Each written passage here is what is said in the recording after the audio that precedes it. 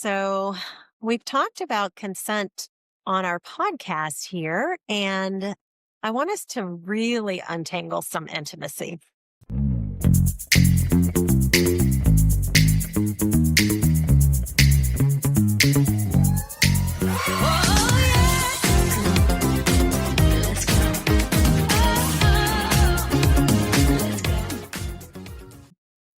I was with a group of friends, and we were talking like friends do, and we got into some juicy content. Well, of course, my friends recognize that, well, Skye, you're a sex therapist. So what do you think of this? Easy trap to fall into that I try to give very general tidbits versus giving any advice because let's face it, these are my friends. This is the situation that someone in the group brought up. And I'm going to name them. This is a cisgender couple, heterosexual, dyad, monogamous relationship. I'm going to give you the details, and I do have permission. When I said this would be really good to talk about on the podcast, they got kind of a little bit bashful at first, but then they were like, you know what? This could help a lot of people. So dish it. Let's call them John and Susie. Okay. So John and Susie had a special evening out. They had decided to take time to go to an infrared sauna and enjoy about 40 minutes of just relaxing, hanging out, chilling, and experiencing the heat and the sweat. So near the end of their time together, it had been really wonderful, good conversation, little flirtation, not much, but kind of a few, oh, you look good, it's that kind of thing. It was time to get out and shower. So John asked if she wanted to help him come. And she said, no, I just want to shower. In response to that, John moves closer to the shower and gets a really great view of her and begins to pleasure himself. So she says, I was really irritated because I told him no, and he still made me be a part of his self pleasuring. So everybody in the group had all these different opinions about, was he wrong for coming close? Was he wrong for self-pleasuring? Should he have waited? Should he have not waited? And of course, again, they're all looking at me like, what should he have done? You know, because you're a sex therapist. And I'm thinking, I do not know. There's so much nuance to this situation. What are the agreements that the couple had before going in? What's the general agreements that they had in the relationship? And, I did not have an answer for them. And this was very unsatisfied, but I thought it was a really great conversation to have here on the podcast because I could see someone bringing something like this to their personal therapist and like Susie being totally pissed off. Can you believe him? He did this. I feel so upset and violated. I told him no. And the therapist kind of being like, oh, I don't know what to do with this. So first of all, excuse me. What my friends wanted to know was who was right. Would you answer that question? Would you say who was right? I know I No, wouldn't touch that 10-foot pole. there's so much nuance here. I mean, I do have an opinion, yes, and I will get to it. And I imagine you have an opinion as well. But I think when you look at a scenario like that, there is a lot to unpack. It's not just something where you can just like smack your gavel and come up with a A judgment, a rule. verdict.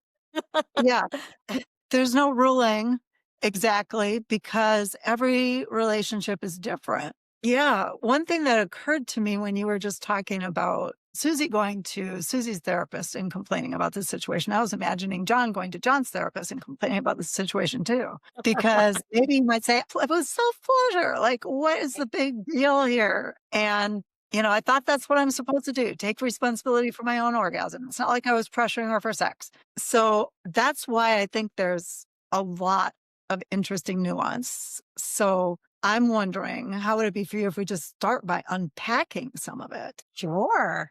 I think it could You, help a lot of people. you started with, I think, some of the most important questions. What are their agreements? So would you be willing to say a little more about that piece? Yeah.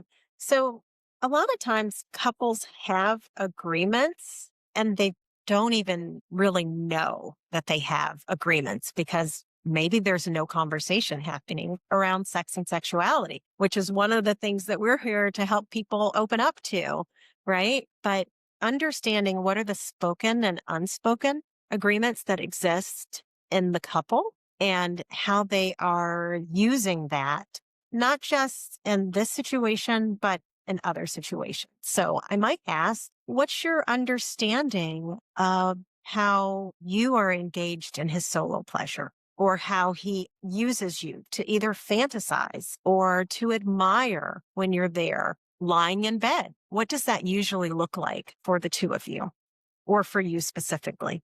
And so, what I'm trying to do with a question like that, and there are a few different varieties and ways to ask it, is kind of get out of this one moment that is so activating or so seemingly activating and look at something a little bit more broader. And typically that'll bring the temperature down just a little bit. Sometimes not, though. So that's where I'm going when I'm thinking about, okay, what are the agreements? Because there's not a specific agreement in this situation about when we're in the sauna, when we've had a really good time and it's a Friday night and we have a babysitter. There's not an agreement about that. Is it okay for you to masturbate when you look at me? Is it okay for you to pleasure yourself? Is it okay for you to touch yourself? There's not an agreement about that. And so realizing, oh, wait, we don't have any agreement about this.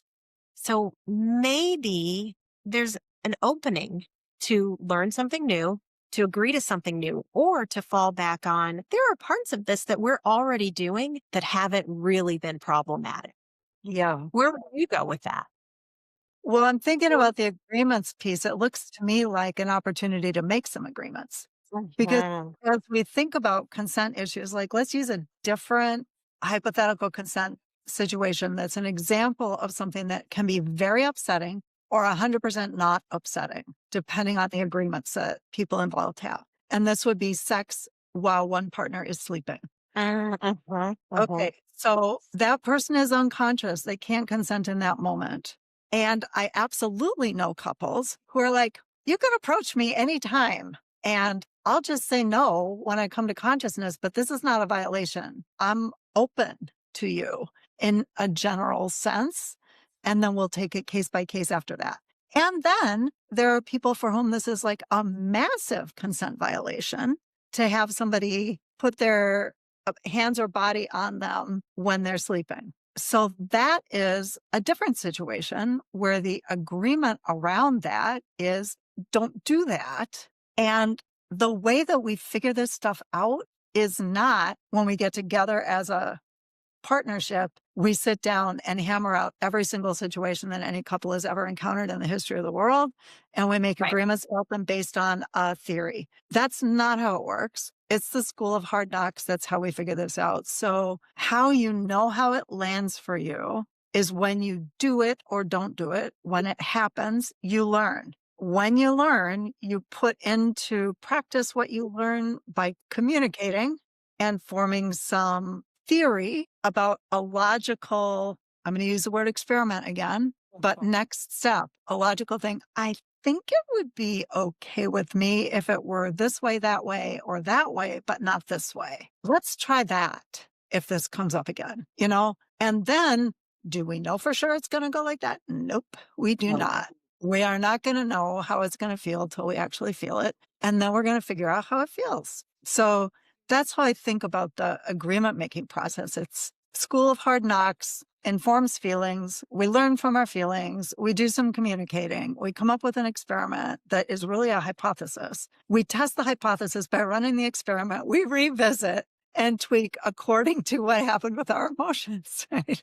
I realized that was just like a lot. So, That is a lot, but it's a useful lot, right? Because it directs us to something meaningful and helpful for the relationship. And so thinking about Susie and John's respective therapist, who is kind of being pushed toward really saying, Susie's wrong for that, John's wrong for that, and playing the blame game, it gives some structure that, yeah, it might take a while to figure this out. But the good news about that is you're paying attention to your relationship during each of those steps. And whether you're at step 1 or step 5 of that, there is something to be gained. And you're moving this couple back into that curiosity that you've talked about in some of our other episodes, where I wonder, let's run this experiment. Let's see what happened. Let's recalibrate. But the one size all approach may not necessarily work. Is that what I'm hearing you say? That like, just because you have an agreement about something else and approaching me, it may not fit with this other thing. And I shouldn't unilaterally apply everything and assume that you are unilaterally applying everything to each individual situation. Let me take a pause here. What I mean with that is Susie was pissed at John because she felt like he was doing something that he should not have been doing based on either perception or some other agreement that isn't in an infrared sauna. And so she felt violated. But maybe he didn't realize that those set of rules applied there. And the only way that he could know that was to ask, which from his point of view, I did ask. And that is one of the things that Susie kept saying that he was reminding her of. But I did ask. But I thought I did good. I asked. I thought I was, being a modern, aware human being by bringing consent to the table. What's that bring up for you, Martha? I've said a lot there.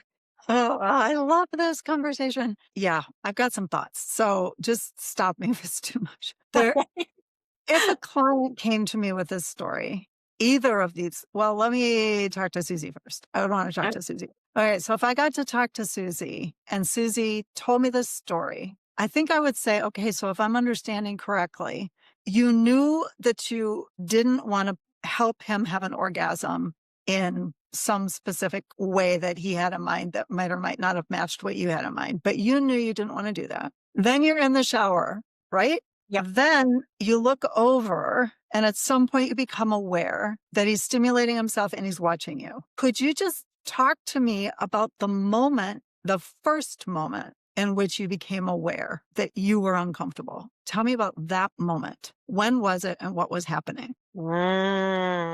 And the reason I'm honing in on that is there are two ways that John could get the feedback that John needs. He could ask for it with curiosity. How does this land for you? Or she could just say what her experience is. So there's two people in this scenario. Either one of them would have a choice that could make a difference. So how did Susie communicate what was going on for her? Or did she? And I think there's a difference between knowing that you're having an uncomfortable experience and sharing that you're having an uncomfortable experience. So I would want to ask her, at what point did you know?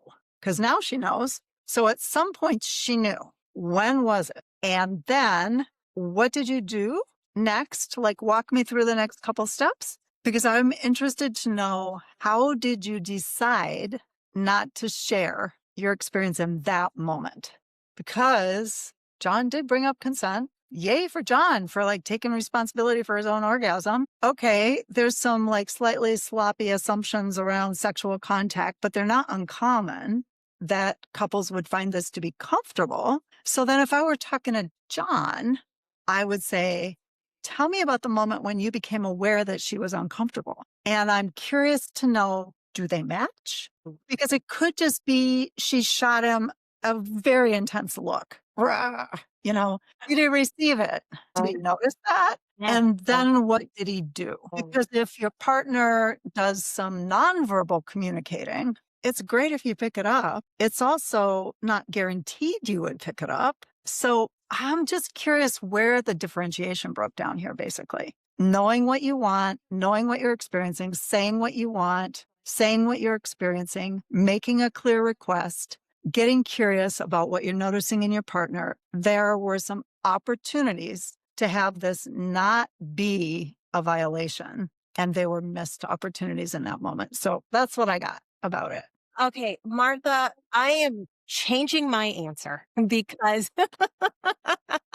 the precision of that intervention is so wonderful. And hey, not to put myself down, I like how I do therapy. like and enjoy my methodology. However, there are times when you hear someone else's intervention and you realize, ooh, that's going to get us there a lot quicker and Mm. in a more empowered and not fuzzy way. And that intervention right there is a not fuzzy way of getting there. Wow. I love that. Susie really is going to learn something about herself that she can take responsibility for. And that means a ton.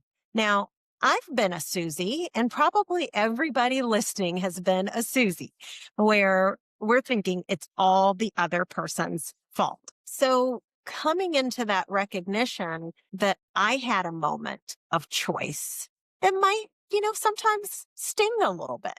Do you have a language? I know I do, and that is the language. This might sting. I want to slow us down because what I want to offer, it could have a little bit of sting or it could feel super duper sweet. So that's my language when I think that somebody's wanting me to be mad at their partner and instead the offering is one of self-awareness. That's the language I use. How do you usher people into that moment if you think it might sting, if you will, a little bit? I love your language. I think the way that I've done it, I mean, I do this regularly. Sometimes I would say, I have a thought about this, and I imagine it might be a little bit challenging to hear. Are you interested in hearing? Are you willing? Mm. But in this situation, I wouldn't do that. Okay. Why not? Tell me more. In this situation, I would ask Susie, where are you hoping to get with this? Mhm. So to me, we're not at a therapeutic challenge. Mhm. If she wants to understand what the hell happened here, I can help with that. I can unpack what the hell happened here. I see clearly what the hell happened here. He did a good Mhm. job. She did a good job. They both missed opportunities to differentiate. And it's not life and death. And there's more communicating to be done. On the other hand, if she says, I want you to help me blame him, that's when I would say, I'm curious if you're interested in what my perspective is about this. And if she said, yeah, lay it on me, which everybody does, why are they paying me? Right. But I've given her a heads up. Like, is there a party that's curious what I'm thinking about this? Then I would again say something very depathologizing. There are things that he did really well. There are things that you did really well. And I think you both missed some real opportunities here. And I'm curious if you're interested in unpacking where you had some choice points that you could have done something differently and how you might talk to him about choice points that he had that he could have maybe done something differently, because I can help you with all of that. Yeah, I love it. You're not getting in the mud that my friend group tried to get me in of like, is it okay if he looks at her while he plays with himself? Is it okay?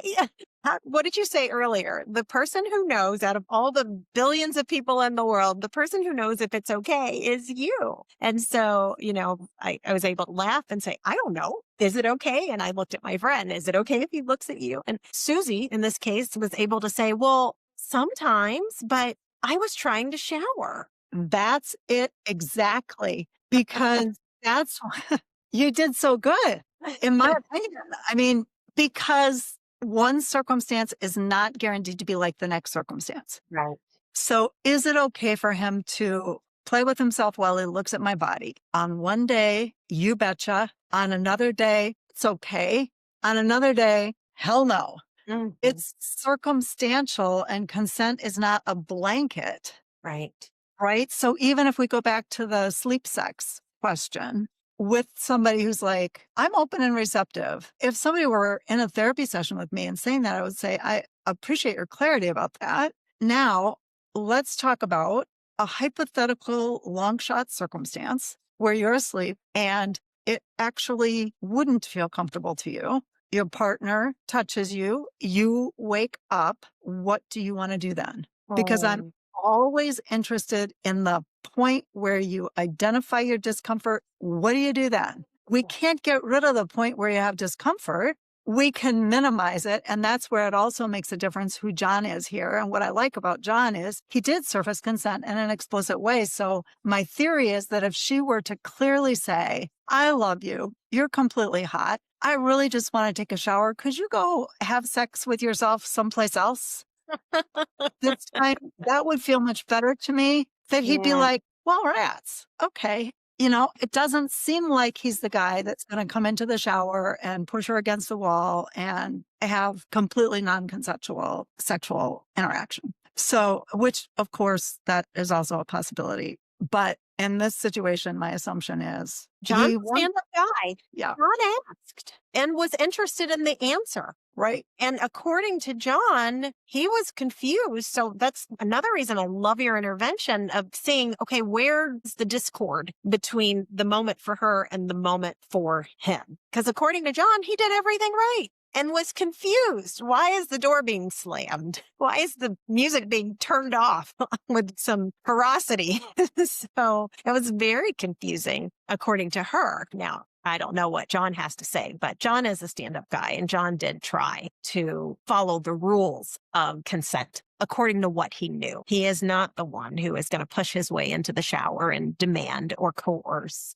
So, yeah, I'm curious, what do you think Susie would say if Susie were part of this conversation? Okay, so I know Susie. Uh-huh. And so it's hard for me to make a hypothetical Susie. I think Susie would really come to the table. I think Susie would come to the table in this situation and realize there's an opportunity because this is a situation where Susie's hurt and didn't really know how to navigate the situation. And that's where really great guidance would be useful to her. I think also Susie would be willing to admit that she didn't communicate once she noticed it. But I don't know that Susie noticed it without this intervention. I don't think that Susie realized that there was a moment of awareness that was not communicated to John. Susie was totally relying on, I said no. Yeah. And Susie did great. I just want to be clear. Like, that's great. That was crystal clear. That's why, Skye, your first impulse about this, that it's about agreements, I think is exactly right. And then to just realize agreements are formed from the School of Hard Knocks. There is not a big book of consent rules that we could all abide by. It really has to do with what hits the yes, what hits the no, what hits the ick for each unique individual. And it's going to be uniquely individual. Yeah. And the crafting of conversations around consent is often very painful.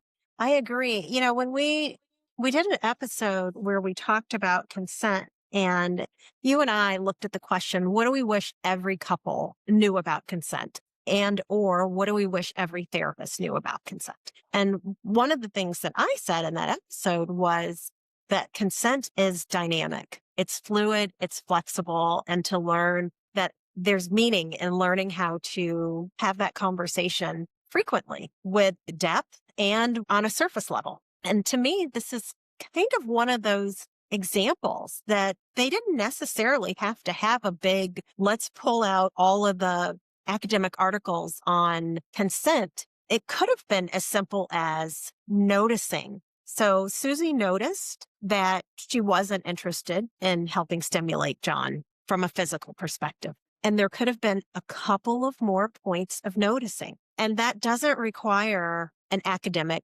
article. It doesn't even require listening to a podcast. It requires listening to the self in that moment. So I do believe in this case, Susie would have been really interested. There might have been some pushback just for playful fun. Like, you're supposed to take my side. But I think Susie would have appreciated that intervention. And I think John would have appreciated having the opportunity to be introspective and say, did you notice that Susie was giving you the stink eye when you moved closer? And he can be honest with himself and say, yes, no, or maybe. And okay, when you noticed the stink eye that Susie was giving you, do you remember what you thought? And John might say something like, oh, I thought it was going to be quick. And there are other times that she didn't really mind. So I thought, what was the harm? Or he might say, I didn't notice the stink eye at all. But either way, there's a learning opportunity. And that would be the intervention with him. So how did you decide to keep going and not check in with her? At whatever point he first noticed a tiny bit of feedback, there's always something that each partner can do that would make a difference in an interaction like this.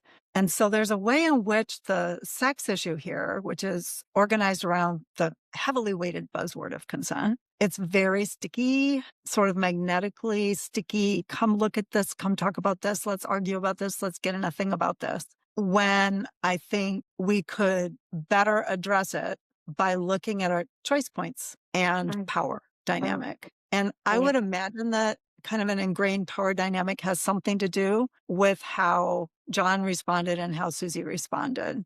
So if you're in a group where you are likely to get your way, often get your way, and often feel like your person's other group is complaining and a little bit unpredictable, then that would be a typical scenario to be like, it'll only be a minute, hang on, just mm, breathe with it. This was okay last time. And yeah, that's not relational in the moment. That's not as right, relational in the moment as you could be, right? It's not actually connected with an actual human who's giving you the stink eye or turning away or tearing up or wrapping up with a towel or any kind of language, body language would right, be John's cue to ask a question. And that's back to which episode was it when I said if I could wave a magic wand and give everybody this language, it would be curiosity. Instead of saying something, defending yourself, changing the subject or shutting down or going into the shame spiral, how about you just ask a question? What's yeah. happening for you right now? Well, so good. So good. What's happening for you right now? What's happening for me is I'm excited that we're talking about this today. I'm excited for people who are listening in and who are going to see that we didn't take Susie's side. We didn't take John's side. I offered a possible intervention. I liked yours better. I would pivot to that. There are no good guys. There's no bad guys. We're working together to try to help Susie and John strengthen their relationship. And that's more likely to happen with curiosity and differentiation than it is saying, John was definitely wrong to look at you. How's that going to stand up in a relationship that has however many years? Don't look at me and don't feel erotic thoughts when you look at me, because there's probably another day that Susie is very much going to be interested in John looking at her and becoming aroused and touching himself. So there's a lot to learn in this tiny vignette. And who knows? Maybe I'll end up talking to my friend again. It'll be very interesting to see what ended up happening, because at this point, Susie was still so angry with John that to that day, he did not have a clue what he did, quote unquote, wrong.